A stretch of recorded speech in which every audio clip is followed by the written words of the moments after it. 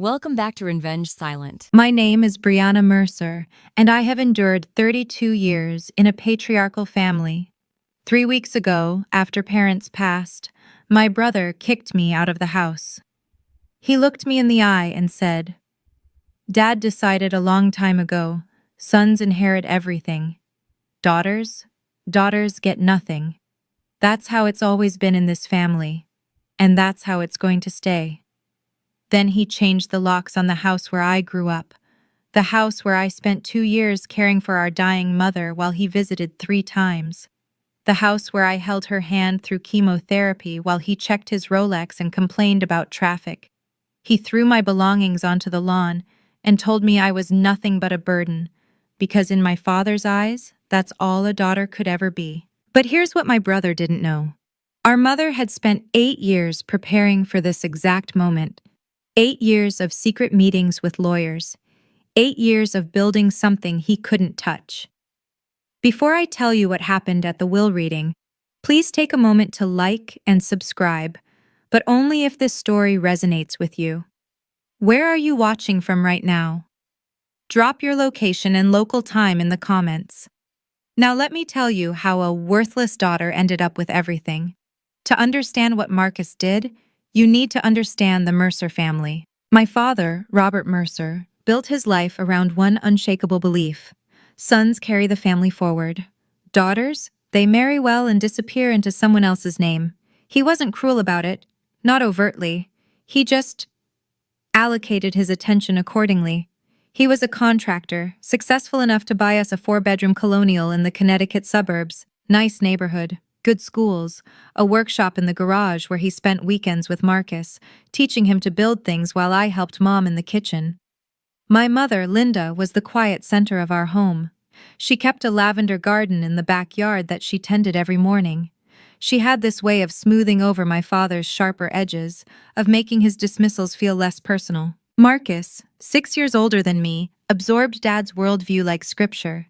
When he graduated, Dad paid for his business degree at UConn. When Marcus wanted to get into real estate, Dad connected him with every contractor and developer he knew.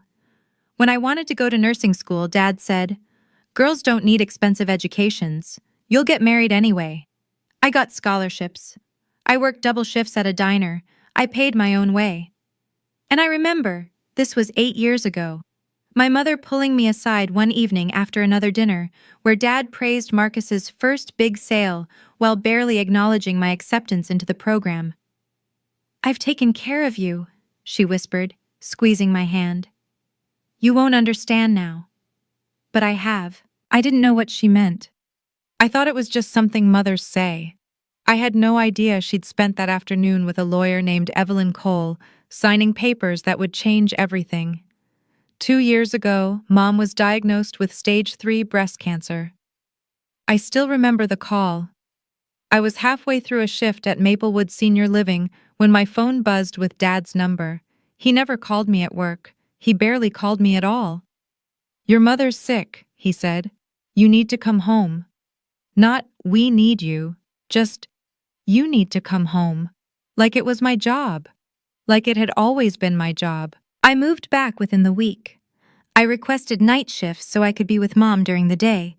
Chemotherapy appointments, radiation sessions, the slow deterioration that cancer brings. My paycheck dropped by 20%, but I didn't care. This was my mother. Marcus visited 3 times in 2 years. 3. Each visit lasted less than an hour. He'd sweep in wearing his Hugo Boss suits, kiss Mom's forehead, check his Rolex, and leave. Victoria, his wife, came once and spent the entire time photographing the house for memories while barely looking at Mom. Dad never acknowledged what I was doing. In his mind, this was simply what daughters did. But Mom knew. She started meeting with someone once a month. A lawyer, she said, for insurance paperwork. I'd drive her to an office in Hartford, wait in the car, and drive her home. She always seemed lighter afterward, like she'd set something down she'd been carrying too long. "You're such a good girl," she told me one night when I was helping her into bed. "Whatever happens, Brianna, remember that you did everything right. You showed up. That matters more than anyone knows. I thought she was talking about the cancer. She wasn't. Let me tell you about my brother and his wife. Marcus and Victoria lived in Greenwich, a 5-bedroom house in a neighborhood where the mailboxes probably cost more than my car.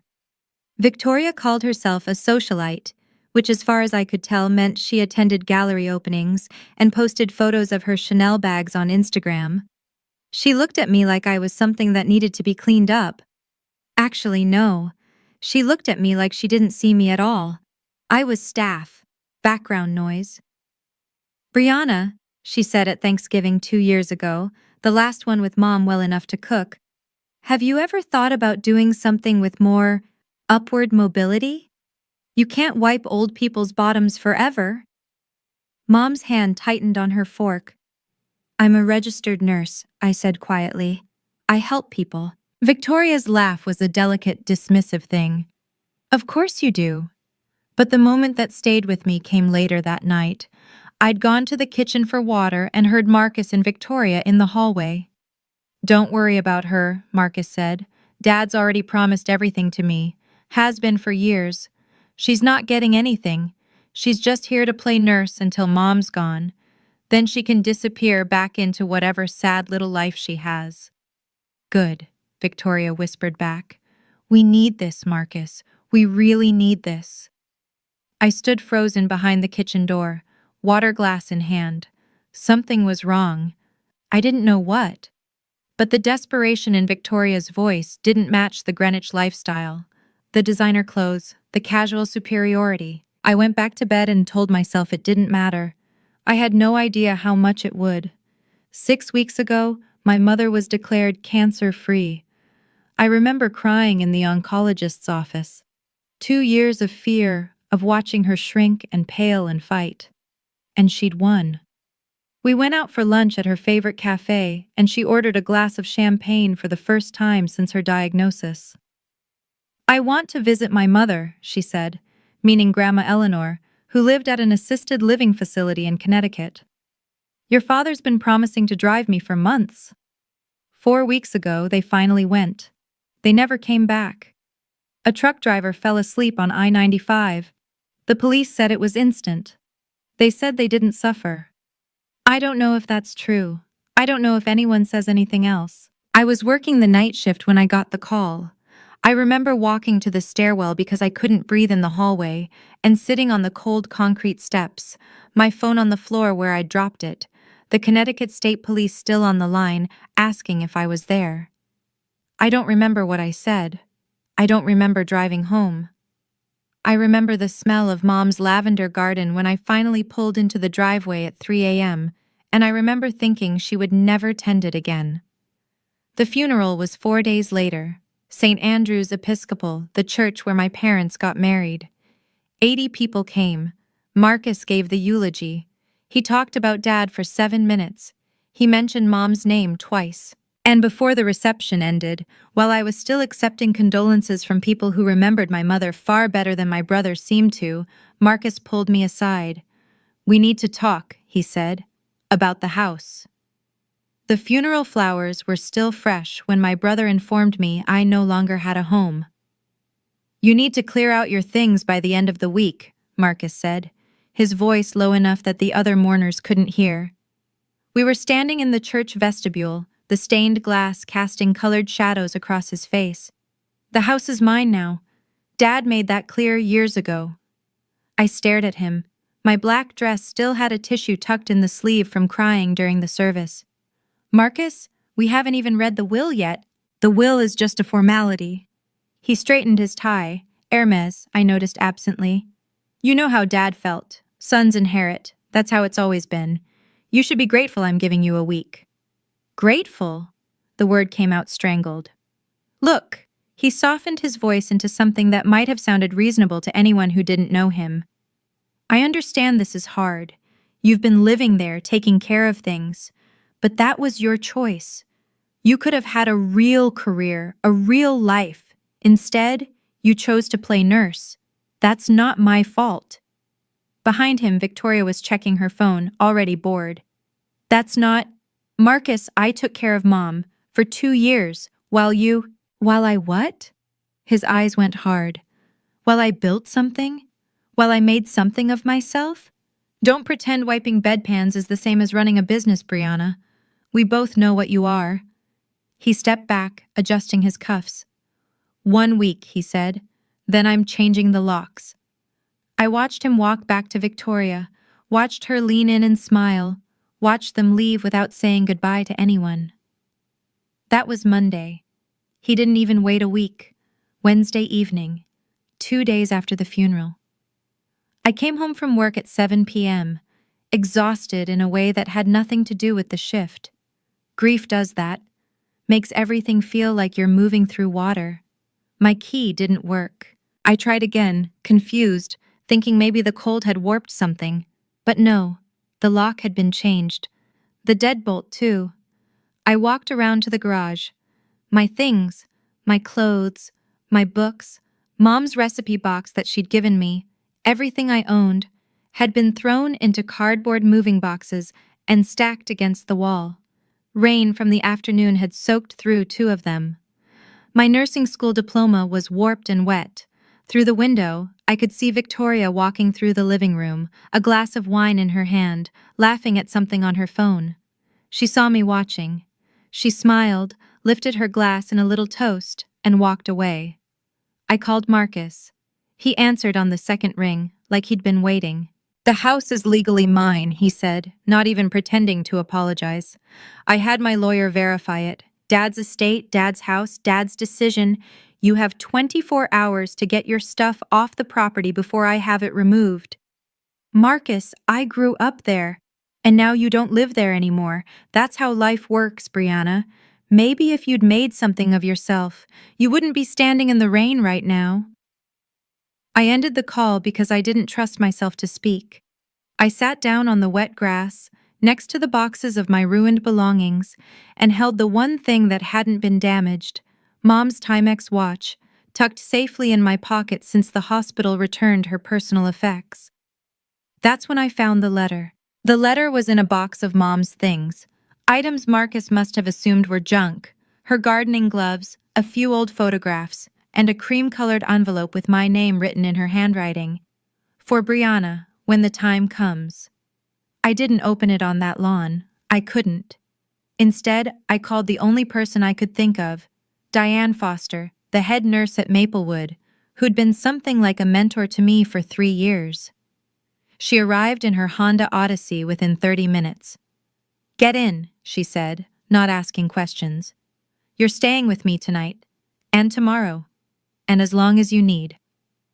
Her apartment was small, 2 bedrooms in a Hartford complex that had seen better days, but it was warm and dry. And when she handed me a cup of tea and a blanket, I finally let myself cry. Later, when I could breathe again, I opened Mom's letter. Her handwriting was shaky. She must have written it during chemo, when her hands trembled constantly. "My darling Brianna, if you're reading this, then what I feared has happened.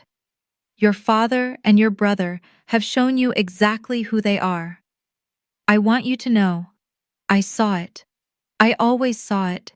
And I couldn't change your father, God knows I tried. But I could protect you. Contact Evelyn Cole at Harrison & Cole in Hartford. She has everything you need. All the papers, all the arrangements. Everything I couldn't give you while I was alive. You are not a burden. You never were. You are the best thing I ever did.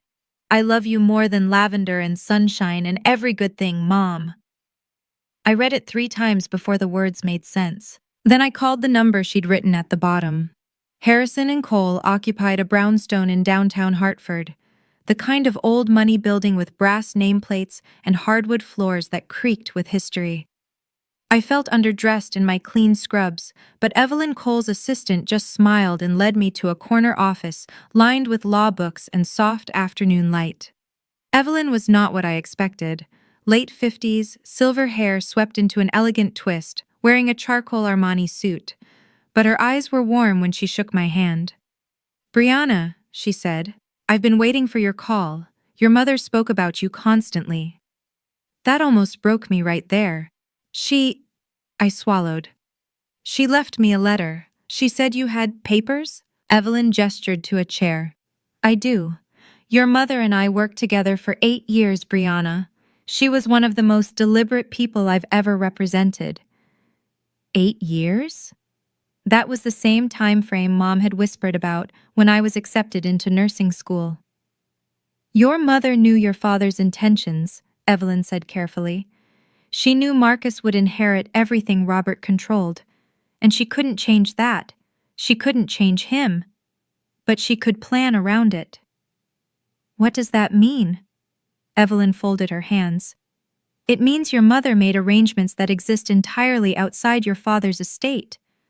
Arrangements that Marcus doesn't know about, that your father didn't know about. The room suddenly felt smaller. What kind of arrangements? The kind you'll learn about at the formal will reading next week. Both your parents' wills need to be read together. She paused. But I want you to trust me until then. Can you do that? Whatever Marcus says, whatever he threatens, don't react. Don't sign anything. Just wait. Why? Her smile was almost gentle. Because your mother is about to have the last word. 3 days before the will reading, Marcus called. It was 10 p.m. I was sitting in Diane's kitchen, the lights dim, trying to read a book without absorbing a single word. His name on my phone screen made my stomach clench. Brianna. His voice was friendly, which was somehow worse than hostile. I've been thinking, this situation, us being at odds, it's not good for anyone. You kicked me out of my home 2 days after our parents' funeral, Marcus. I know. I could have handled it better. He actually sounded apologetic. That's why I'm calling. I want to make this right. I waited. I've drawn up a simple agreement, he continued. You sign away any claim to contest the estate, and in exchange I give you $10,000. Cash. Enough to get yourself settled somewhere nice. $10,000. For a lifetime of being told I was less. For 2 years of caring for our mother while he visited 3 times. For every dismissal, every slight, every moment Marcus and my father made me feel like I was taking up space that should have belonged to someone worthier. No. Brianna, be reasonable. You're not going to win anything in probate. Dad's will is clear. All you'll do is spend money on lawyers and drag this out for months. Take the money. Start over. I said no, Marcus. I'll see you at the will reading. His voice hardened instantly. You're making a mistake. You know that, right? You're going to walk out of that room with nothing. Less than nothing. And you'll wish you'd taken this offer. Then that's my choice to make. Fine. He practically spat the word. But remember, I tried to be generous. What happens next is on you. The line went dead. I set down the phone with shaking hands. Then I did exactly what Evelyn told me to do. I waited. I have to pause here and ask you something. Have you ever been pressured to sign something by family? Told you have no right to ask for what's fair? That feeling, that specific helplessness, it stays with you. If this story is hitting close to home, leave a comment. I read every single one, I promise. And if you haven't subscribed yet, now might be the time. Because what happens next at that will reading? It changed everything. The will reading was scheduled for 2 p.m. on a Thursday at Harrison and Cole. The conference room had a mahogany table long enough to seat 12, though only 6 of us were there. Marcus, Victoria, me, Evelyn Cole, her assistant who would serve as witness, and, to Marcus's visible surprise, my grandmother. Eleanor, Marcus's smile faltered when Grandma walked in. I didn't know you were coming. Grandma Eleanor Whitfield was 82 years old and sharper than most people half her age. She wore a navy dress, her silver hair pinned back, and the sapphire ring she'd worn for as long as I could remember glinted on her finger. I was asked to be here, she said simply, taking the seat next to me. By my daughter. Marcus and Victoria exchanged glances. Well, Marcus said, recovering his confidence. The more the merrier, I suppose, though I don't see why we need to make this complicated. Dad's wishes were clear. Evelyn took her place at the head of the table, folders arranged precisely before her. Before we begin, I should note that we will be reading two wills today. Robert Mercer's will and Linda Mercer's will. They are separate documents with separate provisions. Two wills? Victoria frowned. Why would that matter? Everything was jointly owned. Evelyn's expression remained neutral. Not everything, as it turns out. I felt Grandma's hand find mine under the table and squeeze. Marcus straightened his Rolex with a practiced gesture. Fine. Let's get this over with. Read Dad's will first. Evelyn opened the first folder. Very well. Last will and testament of Robert Allen Mercer, dated 14 months ago, witnessed and notarized in Hartford County. The room went quiet. This was it. Dad's will was exactly what Marcus expected. Evelyn read through the standard provisions, executor appointments, debt payments, funeral instructions, before reaching the distribution of assets.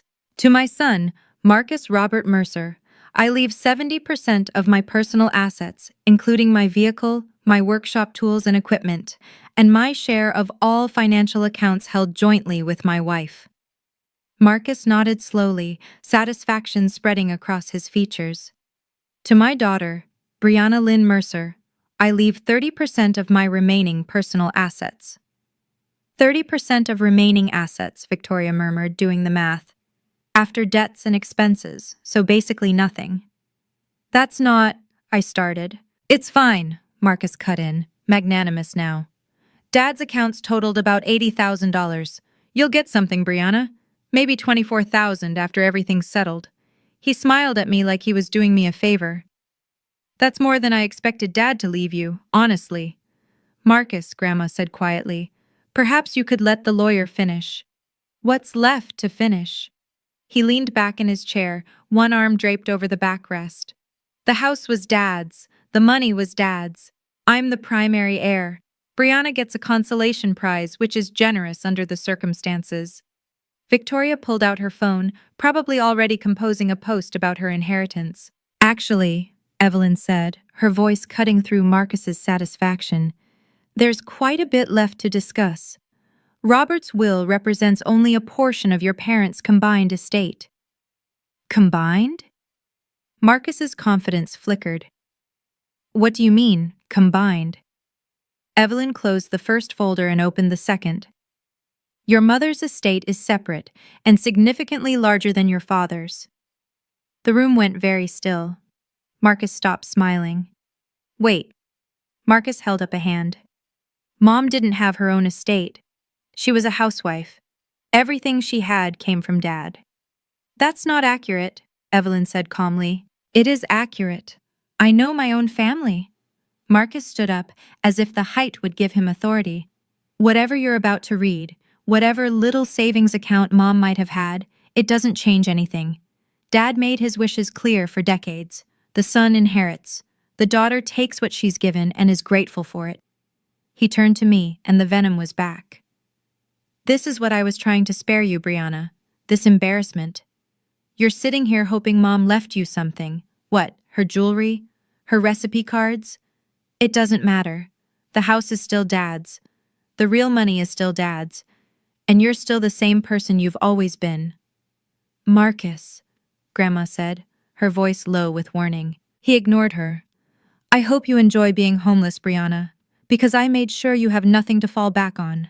No home, no family support, nothing.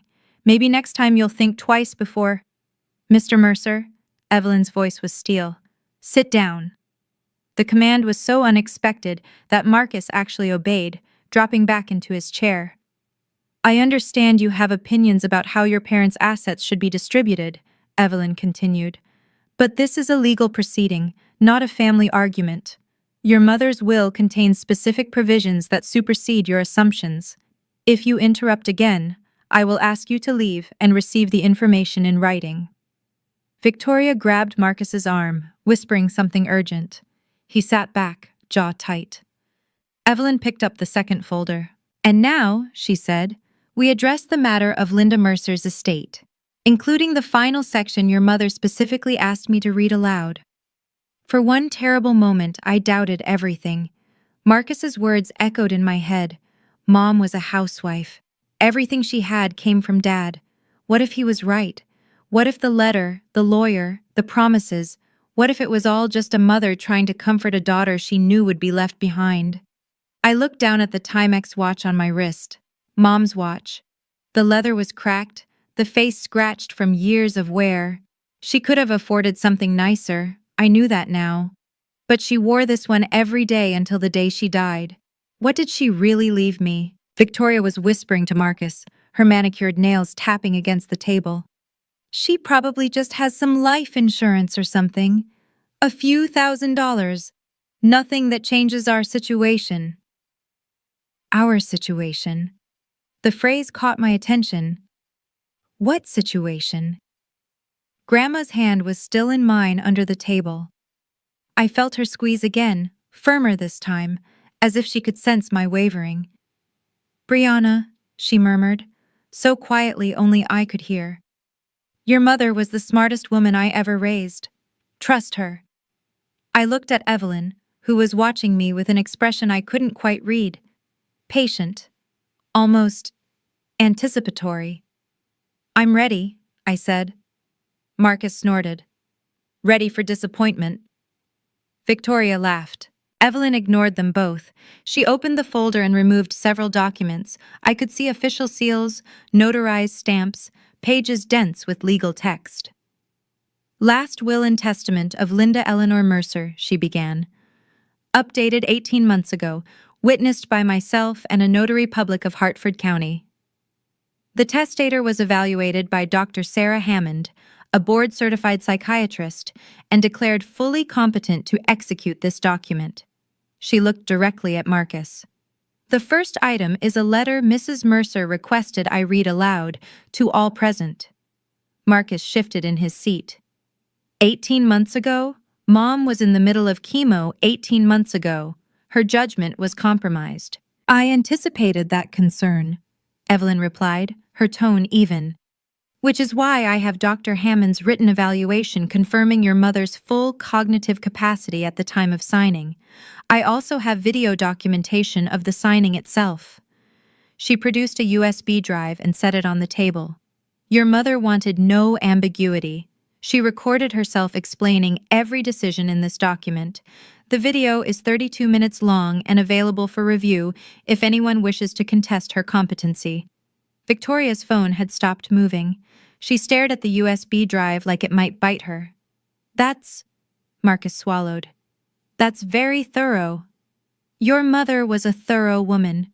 Evelyn's lips curved, just slightly. "Now, the letter." She lifted a single page, handwritten on cream-colored stationery. I recognized the paper. Mom had a box of it in her desk, the expensive kind she used for important correspondence. "To my children," Evelyn read, her voice clear and measured. "If you are hearing this letter, then I am gone, and the moment I dreaded has arrived." My throat tightened. "I love you both. I want you to know that first. But love does not make me blind." Marcus went very still. "For 35 years, I watched your father favor Marcus in ways he didn't even recognize as favoritism. It was simply how he saw the world.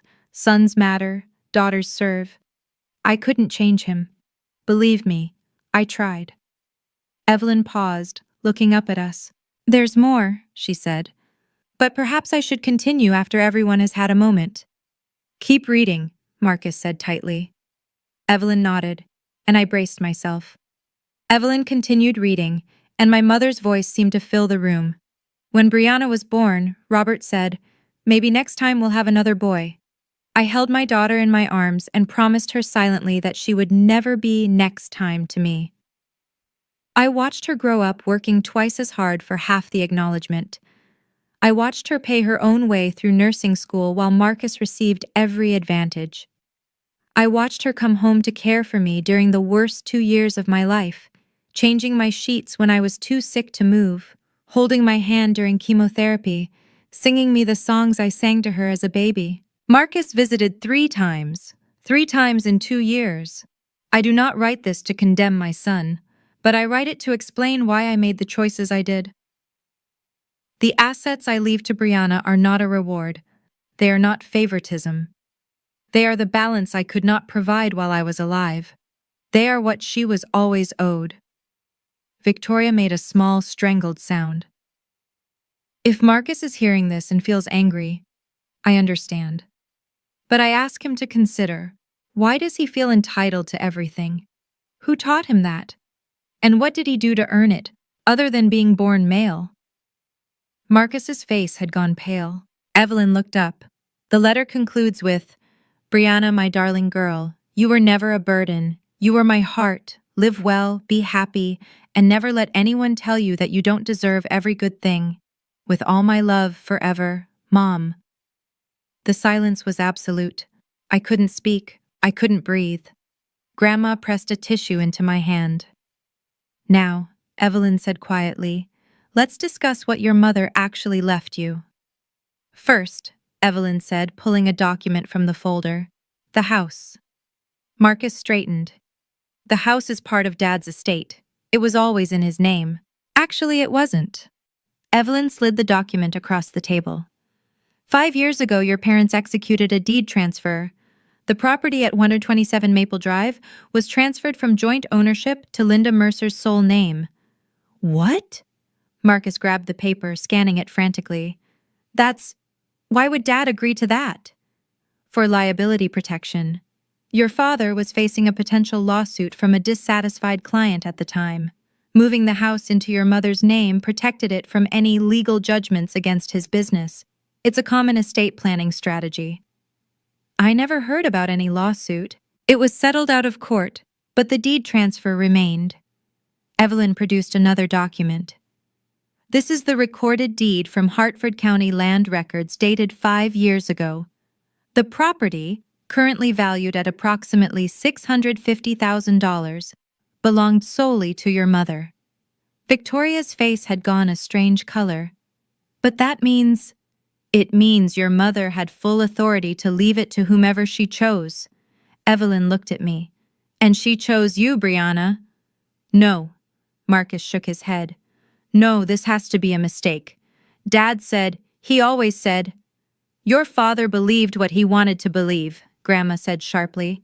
Linda told him the deed transfer was temporary for the lawsuit. She never transferred it back, and he never checked. I stared at the deed, my mother's signature at the bottom, neat and deliberate. The house where I grew up, the house where I cared for her, the house Marcus had thrown me out of. It was mine. It had been mine the whole time. Additionally, Evelyn continued, as if she hadn't just detonated a bomb in the middle of the room, there is the matter of the irrevocable trust. The what? Marcus looked like he'd been hit. 8 years ago, your mother established an irrevocable trust with Brianna as the sole beneficiary. An irrevocable trust, once established, cannot be modified or dissolved without the beneficiary's consent. It exists entirely outside the probate process. 8 years ago. Marcus turned to Grandma. You gave her the money. You gave her the... Grandma didn't flinch. I gave my daughter money that was mine to give. What she did with it was her business. The trust was funded with a $400,000 gift from Mrs. Whitfield, Evelyn confirmed. Your mother invested it conservatively in index funds over the past 8 years. The current value, she consulted her notes, is approximately $1.2 million. Victoria made a sound like she'd been punched. 1.2 million, Marcus repeated slowly. That is correct. And because the trust is irrevocable and was funded entirely with your grandmother's gift, separate property, never commingled with marital assets, it was never part of your parents' joint estate. It has always belonged to Brianna. I couldn't process the number. $1.2 million. My mother, who wore a Timex watch and grew her own vegetables, had quietly built me a fortune while I thought I was barely getting by. This is fraud, Marcus sputtered. Dad didn't know about this. He would never have...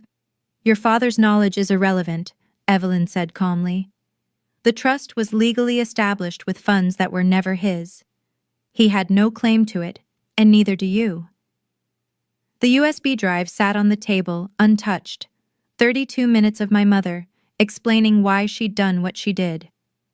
There is one final asset, Evelyn said. Marcus looked like he might be sick. Victoria's grip on his arm had turned white-knuckled. Your mother held a life insurance policy with Northwestern Mutual, valued at $500,000. The beneficiary was designated as, she paused, Brianna Lynn Mercer, solely. Mom had life insurance? I hadn't known. I hadn't known any of this. She purchased it 12 years ago when you were 16. She paid the premiums from her personal account, money your grandmother sent her annually as gifts. Your father was never a named beneficiary.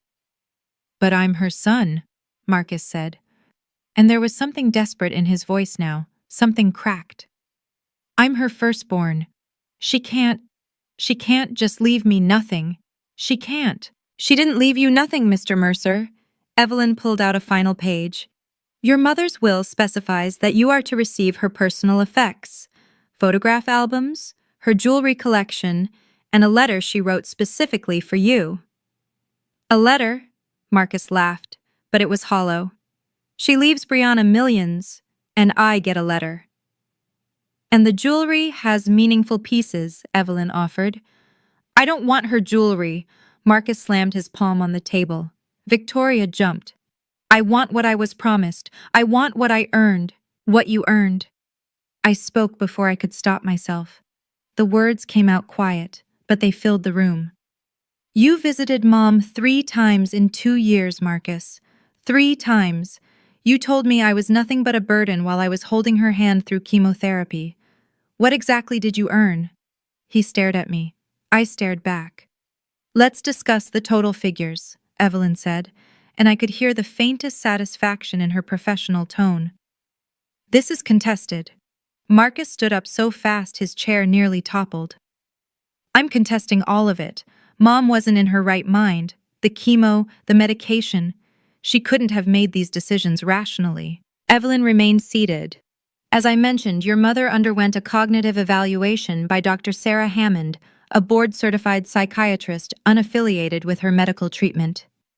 The evaluation concluded that Mrs. Mercer was fully competent and understood the nature and consequences of her decisions. Psychiatrists can be wrong. Additionally, the signing of her will was recorded on video. Evelyn tapped the USB drive. In it, your mother clearly articulates her reasons for each bequest. She also directly addresses the possibility that you might contest and explains why such a contest would fail. Marcus's jaw worked. Furthermore, Evelyn continued, the irrevocable trust and life insurance beneficiary designations are not subject to will contests.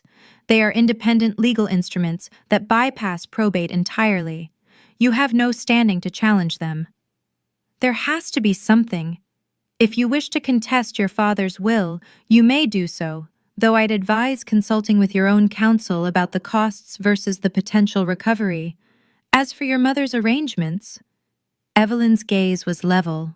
She anticipated your objections, Mr. Mercer. She spent 8 years making sure everything was ironclad. Grandma Eleanor spoke up. My daughter didn't do this out of spite, Marcus. She did it because she knew, we all knew, that without protection Brianna would receive nothing, and Brianna deserved better than nothing. Marcus turned to Grandma, his face contorted. You helped her hide this. You helped her cut me out. I helped her protect her daughter, Grandma said simply. The same thing any mother would do. Marcus had no answer to that. Victoria broke first. This is insane. She stood up, her careful composure finally shattering. She's a nurse. She wipes old people's behinds for a living, and she gets $2 million while you what, Mrs. Mercer? Evelyn asked mildly. Victoria's mouth opened and closed. She'd said too much and she knew it. While you're about to lose your house in Greenwich, Grandma said. Her voice was quiet, but it cut through the room. Did you think we didn't know about Marcus's failed investment? The $400,000 loss? The foreclosure notices? Marcus went white. How do you? Linda knew, Grandma said. She knew about the debts, the bad deals, the desperation. She knew you were counting on this inheritance to bail you out. That's why she made sure you couldn't touch what she'd built for Brianna. I looked at my brother, really looked at him for the first time in years. The Rolex, the Hugo Boss suit, the BMW in the parking lot. All of it was scaffolding, I realized. A facade built on credit and promises and the assumption that our parents' money would always be there to catch him. You were planning to take everything, I said slowly. Not because you needed it, because you were drowning. I'm not drowning, Marcus snapped. I had a setback, that's all. A temporary setback that Dad's estate would have saved you, I finished. Except the estate wasn't what you thought it was. Victoria sank back into her chair, mascara starting to smear. You spent your whole life being told you deserved everything, I said. And you never stopped to wonder if that was actually true. Marcus didn't respond. He couldn't. I want to stop here for a moment. I know some of you are watching and thinking, why would Victoria say that out loud? Why would she reveal their financial problems in front of everyone? The answer is fear. When the thing you've been counting on disappears, your survival instincts take over. You stop thinking about appearances. If this story is resonating with you, hit that subscribe button, because we're almost at the end, and there's one more thing I need to tell you. Evelyn waited until the room was quiet again before speaking. For the record, she said, let me summarize the total assets passing to Brianna Mercer. She consulted her notes, though I suspected she knew the numbers by heart. From her mother's estate, the property at 127 Maple Drive, estimated value $650,000. From the irrevocable trust established in 2018, $1,200,000. From the Northwestern Mutual Life Insurance Policy, $500,000. She looked up. Additionally, from her father's estate, 30% of remaining liquid assets, approximately $24,000. Victoria's breathing had gone shallow. The total, Evelyn continued, her voice measured and professional, is approximately $2.374 million. The number hung in the air, $2.374 million. My mother, who grew vegetables and wore a Timex watch and never bought anything she didn't need, had left me nearly $2.5 million. Marcus made a strange sound. He was gripping the edge of the table, his knuckles bone white, his face the color of old paper. He tried to stand, maybe to protest, maybe to leave.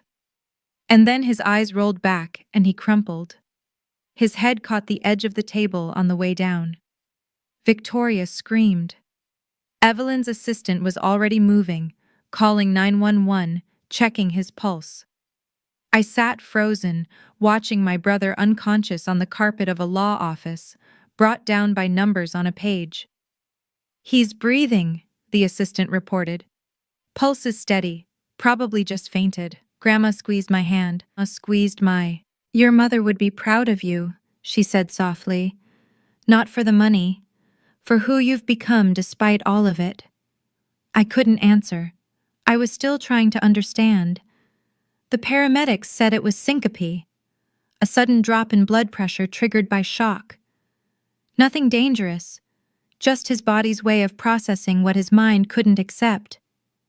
They bandaged the small cut on his forehead and recommended he see his doctor, but he refused transport. 20 minutes after collapsing, Marcus was back in his chair, pale and unsteady, Victoria hovering over him like he might shatter. He looked at me. You knew, he said hoarsely. You knew about all of this. I didn't. I meant it. Not until a few days ago. And even then I didn't know how much. But you suspected. You sat here looking all innocent and you suspected. I knew Mom loved me. I kept my voice even.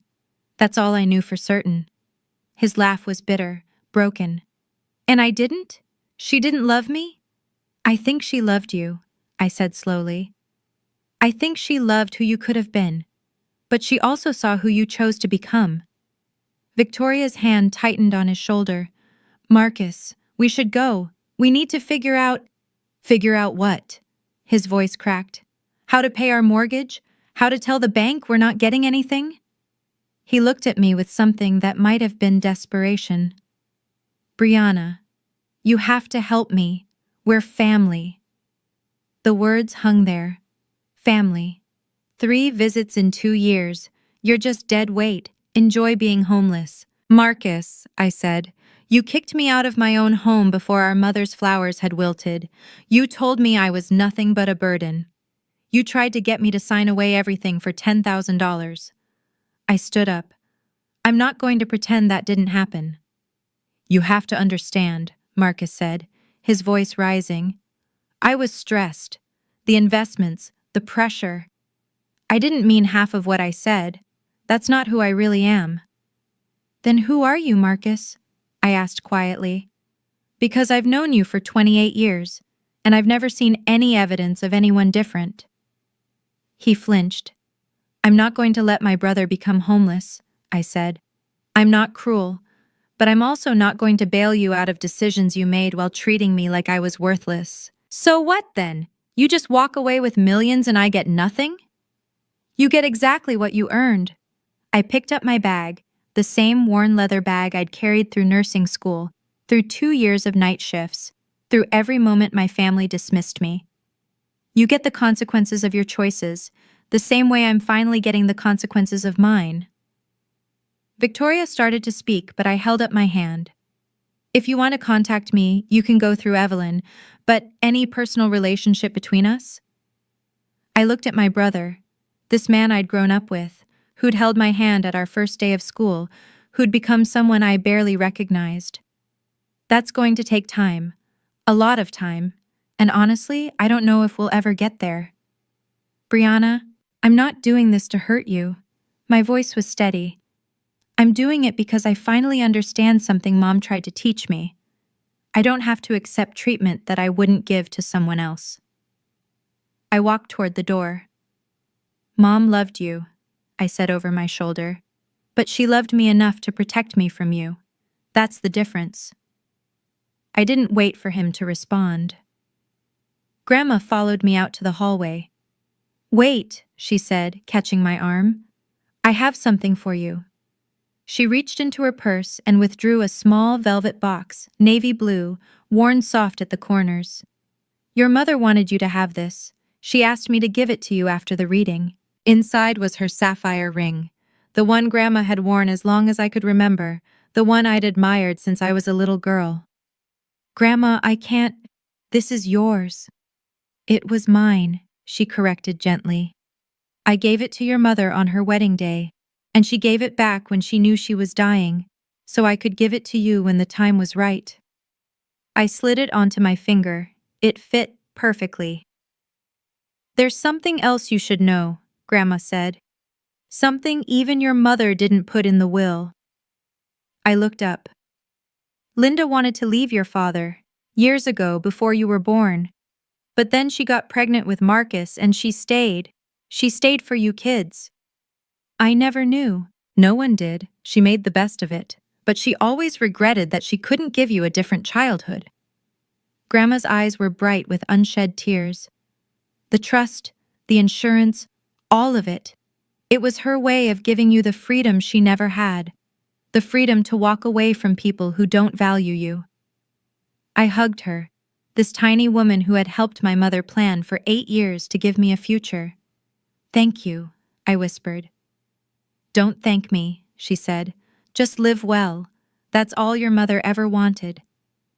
Behind us, I heard Marcus and Victoria finally leaving, their voices low and strained. I didn't look back. 1 month later, I sat in the office of a financial advisor in Hartford, someone Evelyn had recommended, a woman with 20 years of experience and no interest in getting rich off my inexperience. Here's my recommendation, she said, sliding a document across the desk. We keep the trust invested. Draw only what you need for living expenses. The life insurance goes into a high-yield savings account for emergencies and opportunities. We pay off your student loans immediately. That's about $42,000. And you keep working. Keep working? I'd expected her to suggest I retire, travel, do something extravagant. You love your job, she said simply. Money shouldn't change who you are. It should just give you options. So that's what I did. I paid off my loans, a debt I'd been chipping away at for 6 years, gone in a single transaction. I kept my position at Maplewood, though I switched to day shifts now that I didn't need the night differential. I stayed with Diane for another month while I figured out what to do about the house. Because the house was complicated. It was where I'd cared for Mom, where I'd been thrown out like garbage, where Marcus and Victoria had drunk wine while my belongings soaked in the rain. It was also the place where Mom had grown her lavender garden, where she'd tucked me in at night, where she'd quietly met with lawyers and built a future I never knew existed. I wasn't ready to live there, not yet, but I wasn't ready to sell it either. Rent it, Diane suggested one evening. Let it pay for itself while you figure things out.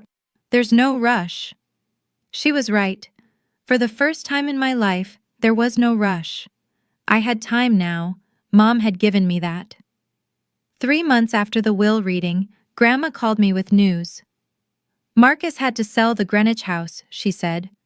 Victoria filed for divorce last week. I was at work, on my break, sitting in the same stairwell where I'd learned our parents were dead. Strange how places accumulate moments. How do you know? His listing showed up on Zillow, and Victoria's Instagram is very forthcoming. Grandma's tone was dry. She's already rebranding herself as a survivor of narcissistic financial abuse. Direct quote. I almost laughed. Almost. Is he okay? Define okay, Grandma sighed. He's living in an apartment in Bridgeport, still working in real estate, but not at his old firm. I don't think anyone's inviting him to the Greenwich cocktail parties anymore. The version of me from 3 months ago might have felt some satisfaction. The new version, the one who'd had time to process, to grieve, to heal, just felt tired. I don't wish him harm, I said. I know you don't. That's the difference between you and him. Did Mom know? About the debts, the financial trouble? She suspected. That's partly why she did what she did. She knew if there was money available, Marcus would find a way to take it. Not because he's evil, but because he was raised to believe he was owed it. I thought about my brother, alone in a Bridgeport apartment, his wife gone, his lifestyle collapsed. I thought about the boy who used to chase me around the backyard, who let me ride on his shoulders at parades. I didn't know where that boy had gone, but I knew I couldn't save him. I'm going to the house this weekend, I told Grandma. First time since everything. Do you want company? Yeah, I think I do. The lavender garden had survived the winter. Not all of it. Some of the plants had gone brown and brittle. But there, in the early April sunlight, I could see new green shoots pushing up through the soil. Life, stubborn and persistent, refusing to give up. Grandma stood beside me, her arm linked through mine. She planted this garden the year you were born, she said. Did you know that? I didn't. I'd always assumed it was just something Mom enjoyed, not something with meaning. She said lavender was for protection, for purification. She wanted good things to grow around you. I walked through the back door. My key worked perfectly now.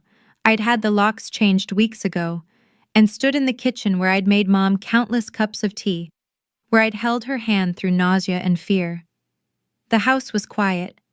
Marcus had left it relatively clean when he'd moved out, either out of some remnant of shame or because he'd been too rushed to trash it. Mom's things were still here, her recipe cards in the drawer, her reading glasses on the nightstand, her robe hanging in the closet. I went to her bedroom and sat on the edge of the bed. On the nightstand was a small album I'd never seen before. Inside, photographs of me from infancy to adulthood. First steps, first day of school, nursing graduation, every milestone she'd witnessed. On the first page, in her careful handwriting, for my bravest girl. Grandma sat down beside me. She spent weeks putting that together, she said. During chemo, when she couldn't sleep, she said it was her way of counting the good things. I held the album to my chest and finally let myself cry. Not grief this time, gratitude. 6 months after that while reading, I enrolled in a nurse practitioner program. It was something I'd wanted for years, the chance to do more than bedside care, to diagnose and treat, to help patients in a deeper way. But the program was expensive, and between my student loans and my barely there savings, it had always seemed like a distant dream. Now I could afford it. I used money from the trust, following the plan my financial advisor laid out, enough for tuition and books, with the rest still growing quietly in the background. I kept working part-time at Maplewood because I wasn't ready to leave the patients I'd grown to love. Diane and I found an apartment together near the hospital, 2 bedrooms, a tiny balcony where I started growing lavender in pots. She said living alone was overrated anyway, and I said having a roommate meant someone to split streaming subscriptions with. We both knew it was more than that. Grandma called every Sunday. She'd tell me stories about Mom as a child, about their adventures before she met Dad, about the woman she was before life wore her down. I recorded the calls on my phone, building an archive of the mother I was still getting to know. And the house on Maple Drive? I rented it to a young family, a nurse actually from Maplewood, and her husband and 2 little girls. The older daughter asked if she could take care of the lavender garden. I said yes. I said yes to a lot of things that year. To opportunities, to rest, to the slow process of understanding that I was worth more than I'd been told. My mother didn't give me money. She gave me permission to believe I deserved it. I've thought a lot about why Marcus became who he is. Not to excuse him, there's no excuse for how he treated me, but to understand. My brother grew up being told he was special simply because he was born male. He didn't have to prove anything. The world was his by default. So he never developed the muscles for empathy, for earning what he had, for recognizing that other people's needs mattered as much as his own. Psychologists call it entitlement, the belief that you deserve things without effort. It's not born, it's taught. And once it's there, it's almost impossible to unlearn, because admitting you're not special means admitting your whole identity was a lie. Marcus isn't a monster. He's a product of a system that told him he was worth more than he was, and when reality finally caught up, he didn't know how to handle it. I don't know if he'll ever change. I hope he does. But I also know that his change isn't my responsibility. My responsibility is to myself, to live the life Mom wanted for me, to set boundaries that protect my peace, to remember that walking away from toxic people isn't cruelty. It's survival. If you're watching this and you've been told you're not enough, by family, by partners, by anyone who should have loved you, I want you to know, they were wrong. You were always enough. Sometimes the people who love us protect us in ways we don't see. And sometimes we have to become our own protectors. That's what I learned from my mother. If this story meant something to you, I'd love to hear your thoughts in the comments. Tell me about someone who protected you or someone you wish had. And if you want more stories like this, check the links in the description. Thank you for staying until the end. It means more than you know.